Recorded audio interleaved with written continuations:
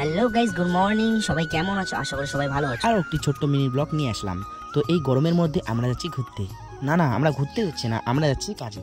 আর কি কাজে সেটা দেখতে হলে এই ভিডিওটি লাস্ট অবধি দেখতে হবে। আর কথা বলতে বলতে চলে আসলাম আমরা বাইপাসে, মানে আমাদের ময়নাগুড়ি বাইপাস। আর এই গরমের মধ্যে ঘুরতে কিন্তু আমাদের খুব ভালোই লাগে। আর আজকে কিন্তু প্রচণ্ড রোদ। আচ্ছা বলেই দিই, আমরা যাচ্ছি জলপাইগুড়ি। আর আমাদের বাড়ির থেকে জলপাইগুড়ি যাইতে প্রায় 1 ঘন্টার মতো লাগে। আশা করি তোমরা বুঝে গেছো যে দাদার আমি কেন আসছি।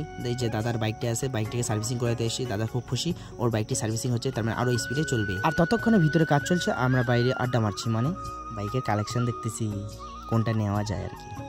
তো গাইস খুব তাড়াতাড়ি আমারও একটা আসবে। আর আমাদের প্রায় 3 থেকে 4 ঘন্টা লেগে গেল। আর দাদা এখন সার্ভিসিংয়ের টাকা পেমেন্ট করছে, আর আমি এখানে বসে আছি। আর এখানে এসে এসি, খুব সুন্দর ঠান্ডা রুমটি।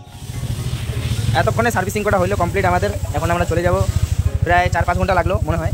আমাদের খুব খিদে লাগছে, এখন খাইতে যাব। এই যে স্বপ্নের পরি, পয়সা হে তো লে যাও, পয়সা নেই হে তো মাতাও। সব ছেলেদের ক্রাশ রয়্যাল এনফিল্ড। আর খুব তাড়াতাড়ি আমরা জলপাইগুড়ি থেকে ময়নাগুড়ি চলে আসলাম। আর ময়নাগুড়ি এসে আমরা হোটেলে ঢুকে পড়লাম। আমরা চট করে খাওয়া দাওয়াটা সেরে ফেললাম, কারণ আমরা খুব খিদে লেগেছে।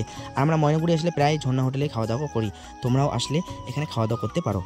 আর খাওয়া দাওয়া সেরে কিন্তু আমরা বাড়ির পথে রওনা দিয়ে দিলাম। আর বাড়ি আসতে আসতে কিন্তু আমাদের বিকেল গড়িয়ে গেল। আর আমাদের ছোট্ট ভিডিওটি কেমন লাগলো অবশ্যই জানাবে।